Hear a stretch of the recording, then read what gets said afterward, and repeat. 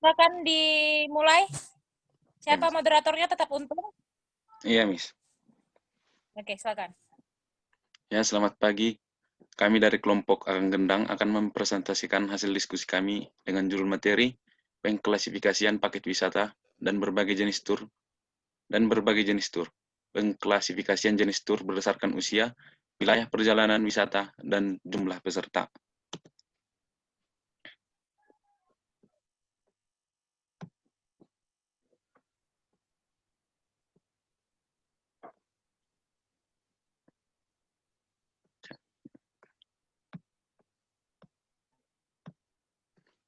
Yang pertama, pengklasifikasian paket wisata dan berbagai jenis tur.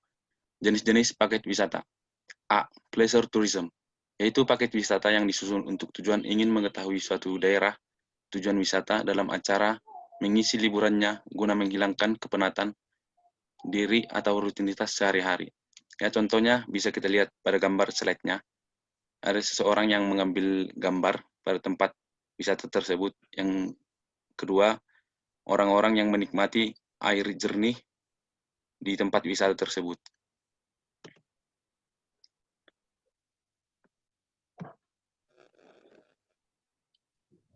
Selanjutnya B. Recreation tourism adalah jenis paket wisata yang disusun dengan tujuan utamanya memanfaatkan hari liburnya guna pemulihan kesegaran jasmani maupun rohani. Ya, kita lihat pada recreation tourism ini, jenis kegiatannya seperti terjun payung, ski di salju, ada juga panjat tebing, dan lain-lain.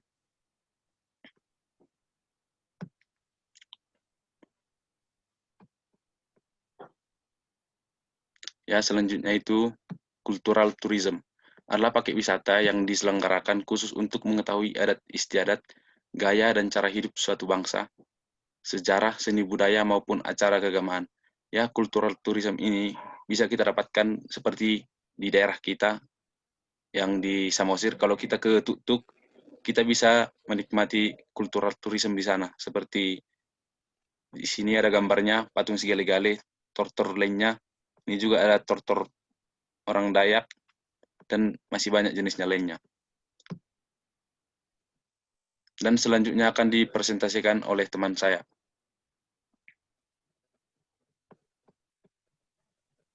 Baiklah, saya akan menjelaskan maksud dari adventure tourism. Maksudnya di situ wisata petualangan yang dilakukan untuk melatih tubuh, juga ketangkasan yang dengan mengambil resiko yang bisa membahayakan keselamatan si wisatawan.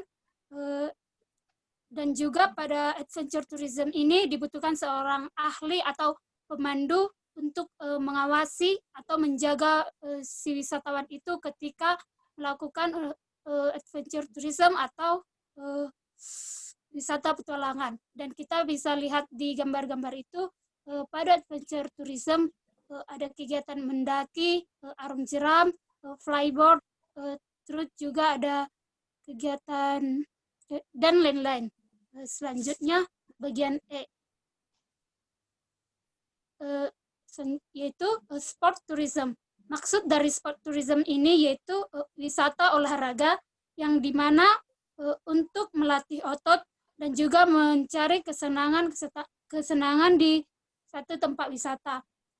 Kita yang termasuk dalam sport tourism yaitu berselancar, bersepeda, panjat tebing, flyboard, lari maraton, dan diving atau menyelam. Selanjutnya bagian F yaitu business tourism. Maksud dari business tourism ini yaitu bisnis wisata yang tergabung dalam bisnis wisata yaitu bisnis kuliner atau makanan, bisnis penginapan atau bisnis penginapan. Yang ketiga, bisnis penyewaan atau rental kendaraan. Selanjutnya, bisnis jasa atau tour guide. Selanjutnya, bisnis penjualan souvenir atau oleh-oleh. Selanjutnya akan dijelaskan oleh teman saya.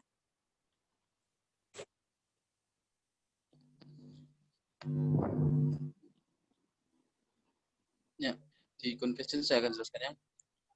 Convention tourism adalah paket wisata dalam rangka mengikuti kegiatan atau menghadiri suatu acara konferensi, seminar, pameran atau sejenisnya yang diselingi dengan kegiatan wisata di waktu senggangnya, seperti tampak pada gambar yang sudah dibuatkan.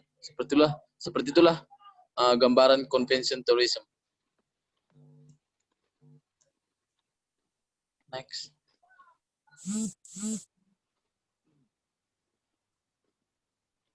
Ya, di special interest tourism adalah paket wisata khusus yang memerlukan keahlian dan kemampuan khusus pula bagi pesertanya, dengan klasifikasi jumlah pesertanya yang terbatas, pilgrim, terjun payung, gantole atau jenisnya.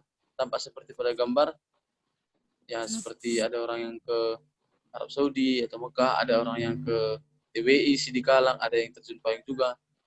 Itulah yang dimaksud dengan special interest tourism, orang khusus spesial yang memandunya.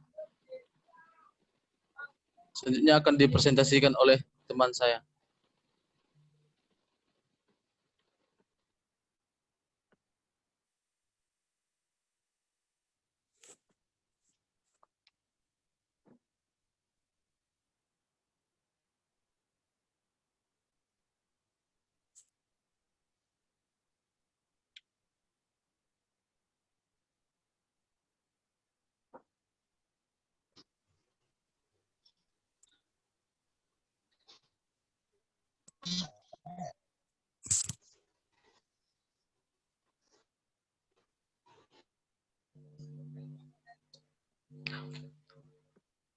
Kriteria.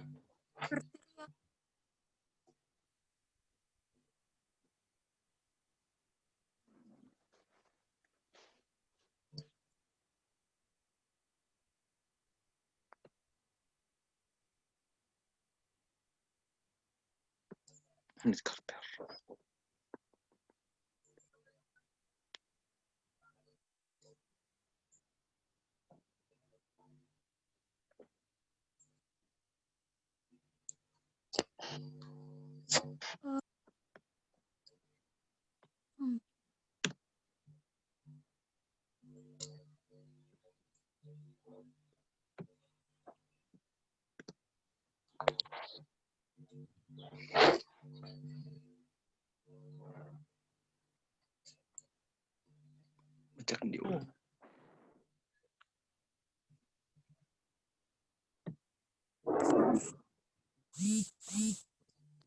Oke. Dari segi jumlahnya, wisatawan dibedakan atas yang pertama, individual tour atau wisatawan perorangan, yaitu satu perjalanan wisata yang dilakukan oleh satu orang atau sepasang suami istri. Tampak pada gambar seperti orang mendaki gunung, seperti orang yang memotret sebuah pemandangan. Dan yang kedua, family group tour atau wisata keluarga, yaitu suatu perjalanan wisata yang dilakukan oleh serombongan keluarga yang masih mempunyai hubungan kekerabatan satu sama lain. Itu mungkin sudah sering kita lakukan dengan keluarga kita sendiri, baik waktu kita masih kecil ataupun ketika sudah dewasa nanti. Saya harap ketika nanti kita menjadi tour guide, kita mengutamakan keluarga kita dulu, kita bawa untuk jalan-jalan ke suatu tempat yang kita inginkan bersama keluarga. Next.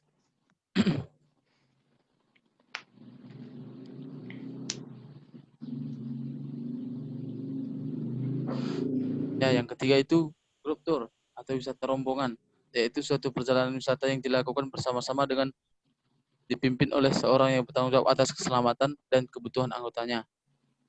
Ini seperti yang kita harapkan mungkin suatu saat nanti, dan memang kita wujudkan, kita bisa satu kelas bisa pergi bersama-sama, ya termasuk MIS juga, kita nanti membuat grup tour atau grup wisata rombongan kita.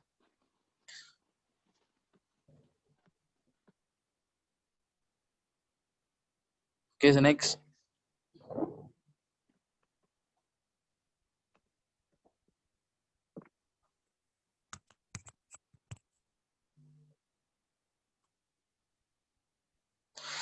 Ya, ini adalah dari segi pengaturannya atau wisata dibedakan atas pre-arranged tour, wisata berencana, yaitu wisata berencana yang memang sudah direncanakan suatu rombongan pada jauh-jauh hari. Pack tour, paket wisata, itu seperti paket misalnya ke Pulau kita buat nanti paket wisata misalnya dari Salib Kasih ke Air Soda, seperti itulah contoh paket wisatanya. Nanti paket wisatanya dia komplit semuanya sudah di situ. Coach tour, wisata terpimpin, itu seperti wisata rombongan tadi yang dipimpin oleh satu orang. Special arranged tour, wisata khusus. Wisata khusus itu dia punya tujuan yang memang untuk dirinya sendiri.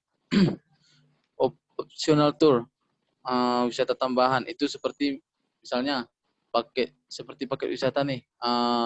Paket wisatanya khusus ke Salib Kasih, air panas, sama air soda. Itu nanti misalnya lewat nih kita ke Huta Ginjang.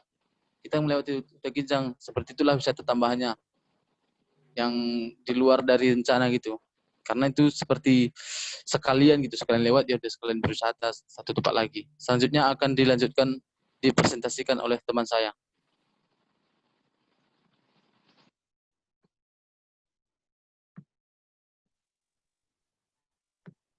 Baik, yang selanjutnya yaitu dari segi maksud dan tujuan wisata dibedakan atas. Yang pertama, holiday tour, yaitu wisata liburan, yaitu suatu perjalanan wisata yang diselenggarakan dan diikuti oleh anggotanya guna berlibur, bersenang-senang, dan menghibur diri.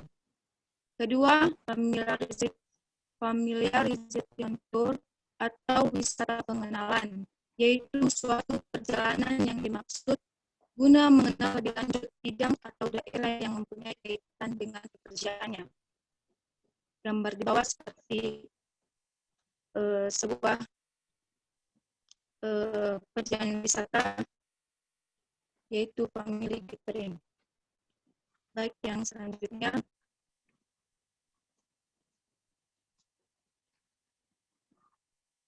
ketiga, education.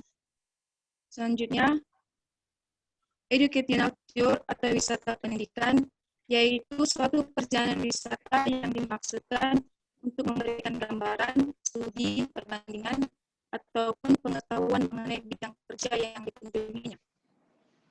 Keempat, scientific tour atau wisata pengetahuan, yaitu perjalanan wisata yang tujuan pokoknya adalah untuk memperoleh pengetahuan dan penyelidikan terhadap sesuatu bidang ilmu pengetahuan.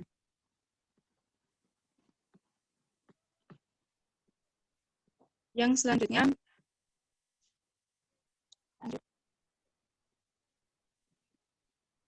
yaitu pilgrimage tour atau wisata keagamaan, yaitu perjalanan wisata yang dimaksudkan guna melakukan ibadah keagamaan.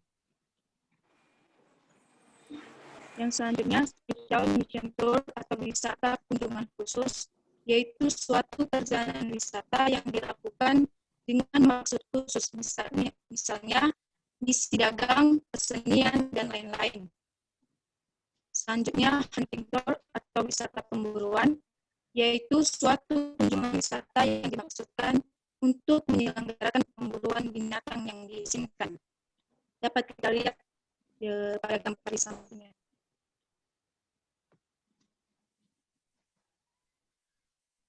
Yang selanjutnya, jenis-jenis tour operator.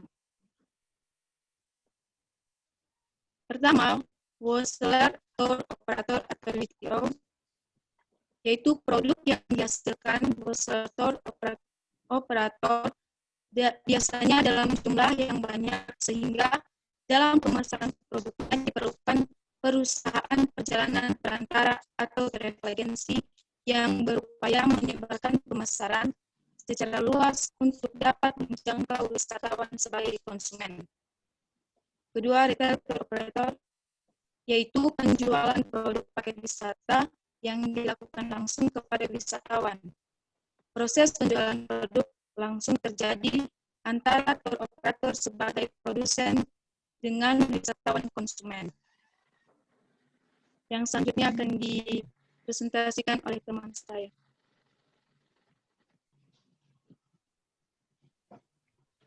Baiklah, saya akan melanjutkan presentasi dari teman saya. Yang berikutnya, berikut contoh jenis-jenis tur perjalanan wisata. Yang pertama itu, tur berdasarkan perjalanan wisata. Yang pertama bagiannya itu berdasarkan wilayah, yaitu dapat kita lihat pada yaitu yang pertama tour, yang dimana wisatawan berasal dari warga negara asing yang tinggal di Indonesia maupun warga negara Indonesia itu sendiri. Yang kedua inbound tour, yang dimana wisatawan berasal dari warga negara asing dan warga negara Indonesia yang tinggal di luar negeri. Yang ketiga, outbound tour, di mana warga negara Indonesia tinggal di Indonesia tetapi melakukan wisata ke luar negeri. Yang berikutnya, berdasarkan tur di darat. Berdasarkan tur di darat ada beberapa bagian. Yang pertama, overland tour, di mana tur yang dilakukan sepanjang daratan atau pulau dan benua. Yang kedua, mountain trekking tour, di mana perjalanan pendakian gunung. Yang ketiga, menelusuri gua, contohnya Gua Petru Exploring Tour. Yang keempat, memanjat tebing, contohnya Gunung Parang Cilimbing Tour. Dan yang kelima, menuruni luang, di mana lubang yang berada jauh di bawah permukaan tanah. Yang berikutnya berdasarkan tur di laut, danau, ataupun sungai. Laut dibedakan atas laut lepas dan pantai, di mana bagian-bagiannya yang pertama, perjalanan wisata laut lepas, yaitu sailing tour, fishing tour. Yang kedua, perjalanan wisata pantai, yaitu pantai daratan atau beach, pantai dengan laut atau offshore. Dan perjalanan wisata sungai, yaitu menangkap ikan atau memancing, dan arum jeram. Yang berikutnya, tur berdasarkan jumlah peserta. Jenis tur berdasarkan jumlah peserta dibagi beberapa jenis, antara lainnya. Yang pertama, individual tour, di mana perjalanan wisata ini dilakukan secara perorangan. Yang kedua, group tour, di mana perjalanan wisata yang dilakukan dengan rombongan ataupun sekelompok grup. Dan yang ketiga, mass tour, di mana perjalanan wisata dengan jumlah rombongan yang besar bisa mencapai 300 sampai 400 orang atau lebih wisatawan. Yang berikutnya akan dijelaskan oleh teman saya.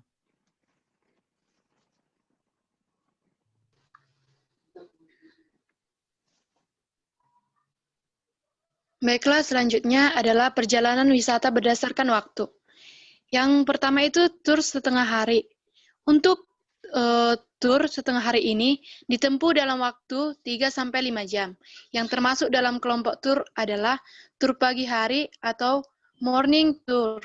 Yang kedua, tur siang hari atau afternoon tour. Yang ketiga itu tur senja hari atau evening tour. Yang keempat, tur malam hari atau night tour. Selanjutnya,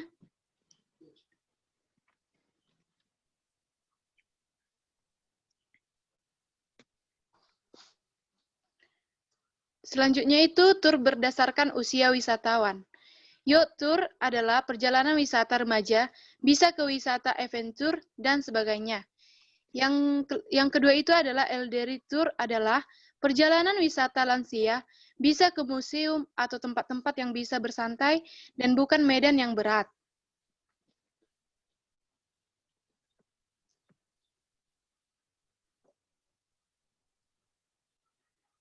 Bisa dilihat dalam gambar yang kami paparkan ini, ada macam-macam tur.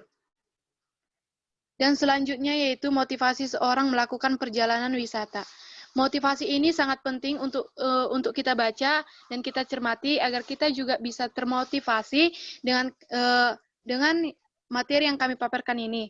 Yang pertama itu motivasinya yang bersifat fisik, yaitu untuk relaksasi, kesehatan, kenyamanan, berpartisipasi dalam kegiatan olahraga, bersantai, dan sebagainya. Yang kedua itu keinginan untuk mengetahui budaya, adat, tradisi, dan kesenian daerah lain-lain.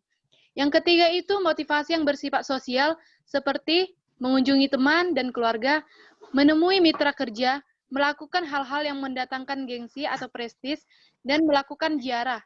Yang keempat itu motivasi di daerah atau destinasi lain. Seseorang akan bisa lepas dari rutinitas keseharian yang menjemukan dan memberikan kepuasan psikologis.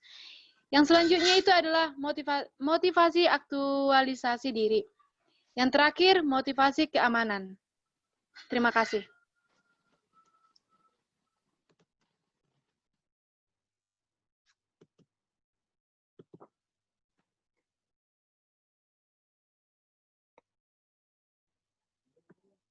Baiklah, apakah masih ada dari kelompok saya yang ingin menambahi materinya?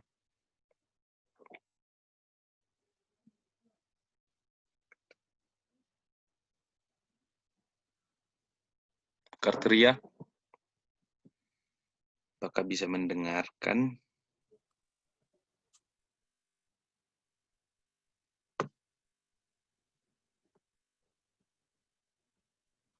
Baiklah, sampai situ presentasi kami. Apabila ada teman yang masih dibingungkan, bisa bertanya kepada kelompok kami.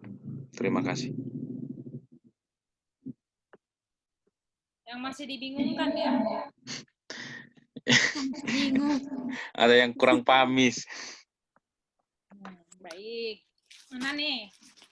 Yo. Si Carter kurang bagus jaringannya, Miss. Jadi kurang maksimal. Padahal tadi dia udah bikin praktek mungkin ya. Bikin ini dia kali. Pengklasifikasiannya. Ada lagi yang mau bertanya?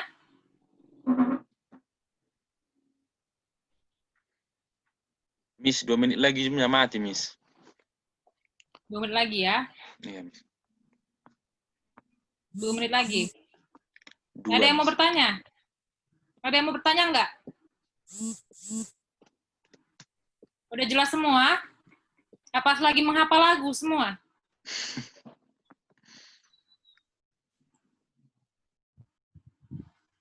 Ini teoretikal banget ya, semua ya. Untuk pengklasifikasian paket wisata. Ya, ini kita kalau manajemen sumber daya, manajemen perjalanan wisata, itu biasanya ada pengklasifikasiannya. Misalnya yang tadi yang sudah kalian jabarkan, itu sangat komplit ya, semuanya sudah jelas. Sudah jelas pengklasifikasiannya. Coba saya lihat dulu. Coba tung ke atas. Ke bawah. Coba share ini deh, share, nggak bisa screen-nya saya ya. Coba.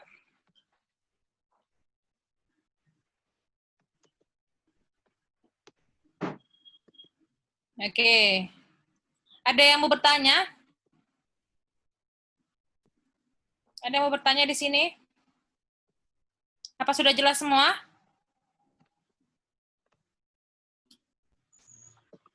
Mungkin Hai, sudah jelas, Miss. Risma, siapa lagi nih? Nona, Yunika.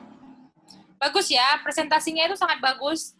Mereka kompak ya buat ininya. Tapi memang cara presentasinya kalian harus harus lihat di gambar seperti ini, kayak recreation tourism, culture tourism, seperti apa contohnya gitu. Terus adventure tourism, bisnis kan? Itu harus dikasih tahu gimana nih bisnis tourism gitu. Ada yang tahu nggak bisnis tourism itu kayak gimana? Mohon maaf, Miss. Tadi saya jelaskan kok, Miss. Waktu Mana? presentasi. Ya. Kan, Miss, waktu menjelaskan tadi, saya buat tadi, Miss, contoh-contohnya kayak mana bisnis tourism, kayak mana adventure tourism gitu, Miss. Coba contohnya bisnis tourism apa?